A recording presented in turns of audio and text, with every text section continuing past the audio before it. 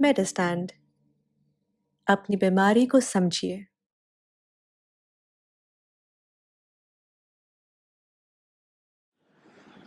ख्वातीन हज़रात, मैं प्रोफेसर अजीज़ुर रहमान हूँ।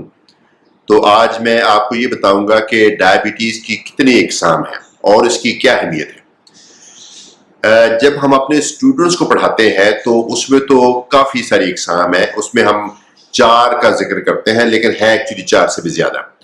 लेकिन आप सब लोगों के लिए मैं समझता हूँ कि सिंप्लीफाई करके मैं कहूँगा कि शुगर की 2 अक़साम हैं। एक जिसको टाइप 1 बोलते हैं, एक जिसको टाइप 2 बोलते हैं। टाइप 1 का जिक्र पहले करना सिर्फ इसलिए ज़रूरी है कि वो 1 है। एक्चुअली जो लोगों को डायबिटीज़ है, जैसे पाकिस्तान में जो अगर 100 बंदों को डायबिटीज़ है तो उनमें से 95% को टाइप 2 है।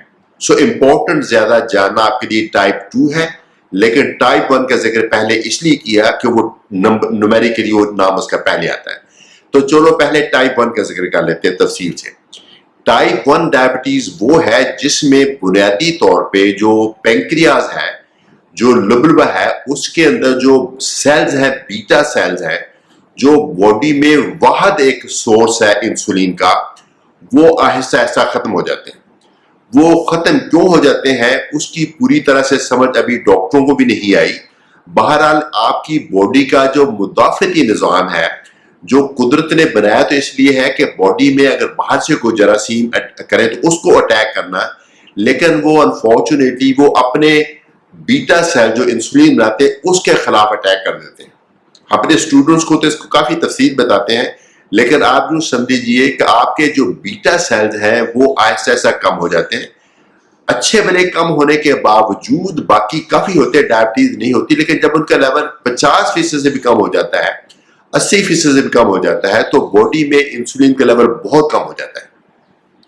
चूंकि इंसुलिन शुगर को कंट्रोल करने के लिए इंतहाई ज़रूरी है, बल्कि जिसको हम इंग्लिश में बोलते हैं इंडिस्पेंसिबल, उसके बगैर शुगर नॉर्मल रह सकती ही नहीं। अगर इंसुलिन ना हो तो इंसुलिन के कम होने से ऐसे लोगों को शुगर बहुत बढ़ जाती है।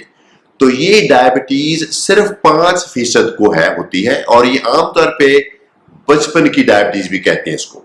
आमतौर पे स्कूल गोइंग बच्चों में या इवन उससे भी छोटे बच्चों में, 15 साल से छोटे बच्चों में जो अदरवाइज मोटे भी नहीं होते, उनकी ज़रूरी नहीं कि उनकी फैमिली में भी हो, बस ऐसे ही किसी अनफॉर्चुनेट बच्चे को ये शुगर हो जाती है। और इसमें क्या होता है कि इसमें चूंकि शुगर का लेवल, ग्लूकोज का लेवल बहुत ज़्यादा बढ़ जाता है।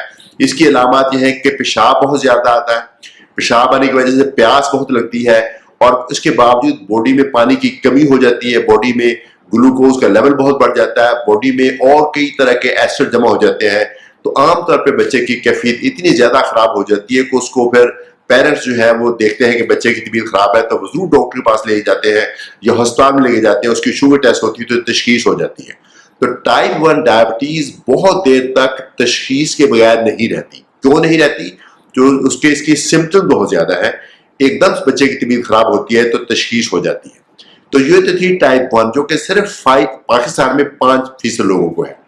कुछ दुनिया के ममालिक हैं जैसे स्कैंडिनेवियन कंट्रीज हैं, वहाँ टाइप 1 की शरह जो है वो 30-35% है, बट पाकिस्तान में सिर्फ 5% लोगों को है, मैक्सिमम 5 से 10% को।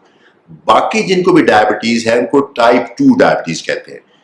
टाइप 2 डायबिटीज़ में भी ग्लूकोज लेवल तो बढ़ता है, लेकिन उसका जो मैकेनिज्म कुछ और है।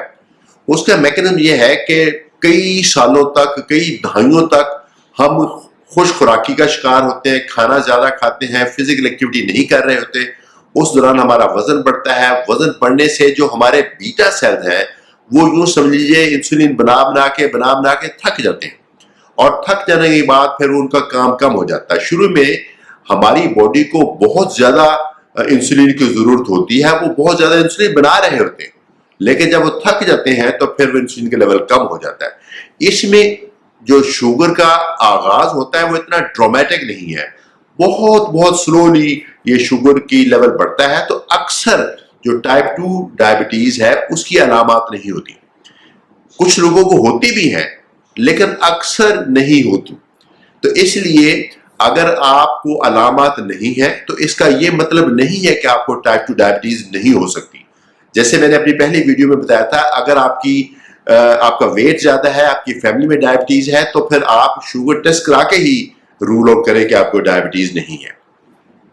تو یہ جو ٹائپ 2 ڈائبٹیز ہے, اس میں عام طور پہ, اور ٹائپ 1 میں ایک اور فرق یہ ہے کہ ٹائپ 1 کو پہلے دن سے انسولین لگانی پڑتی ہے, اس لیے کہ اس میں انسولین کے بغیر کوئی ٹریٹمنٹ نہیں ہے ٹائپ 1 میں.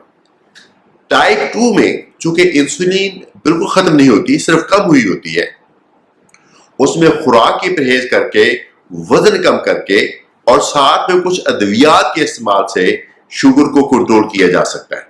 بھلے ٹائپ 2 میں علامات نہ ہوں, اس کا علاج بہت ضروری ہے, چونکہ ٹائپ 1 ہو یا ٹائپ 2, الٹیمیٹلی وہ گلوکوز کا جب لیول زیادہ ہوتا ہے وہ تو پھر پیچیدگیاں ہوتی ہیں. پیچیدگیوں کے بارے میں ایک اور ویڈیو کروں گا. تو یہ جو ویڈیو شارٹ ویڈیو تھی, یہ صرف آپ کو یہ بتانے کے لیے تھی کہ ڈائبٹیز کی اقسام کیا ہے, ٹائپ 1 اینڈ ٹائپ 2. کچھ تیسری اور چوتھی اقسام کے بارے میں بہت تھوڑا سا بتا دیتا ہوں.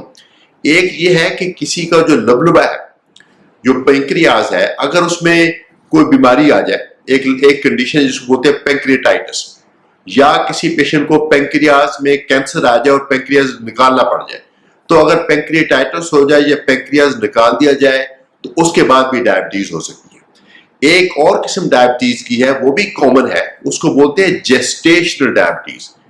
جیسٹیشنل کیا ہوتا ہے؟ جیسٹیشنل ہم کہتے ہیں وہ جو چیز حمل کے دوران ہو, اس کو جیسٹیشنل کہتے ہیں.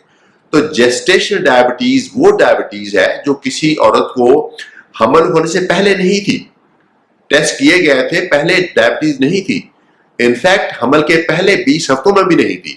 تو 20 ہفتے کے بعد اگر فرسٹ ٹائم کسی کی شوگر بڑھے اور وہ شوگر ایب نارمل رینج میں چلی جائے تو اس کو جیسٹیشنل ڈائبٹیز کہتے ہیں. مجھے لگتا ہے کہ جیسٹیشنل ڈائبٹیز کی ایک سیپریٹ مجھے ویڈیو بنانی چاہیے, کیونکہ جن کو جیسٹیشنل ڈائبٹیز ہے انفارچونیٹلی وہ اس کے بارے میں اور زیادہ جاننا چاہیں گے. تو ابھی تو میں صرف یہ بتاؤں گا کہ ایک قسم ہے جیسٹیشنل ڈائبٹیز, لیکن اس کی ایک ڈیٹیلڈ ویڈیو بعد میں آئے گی.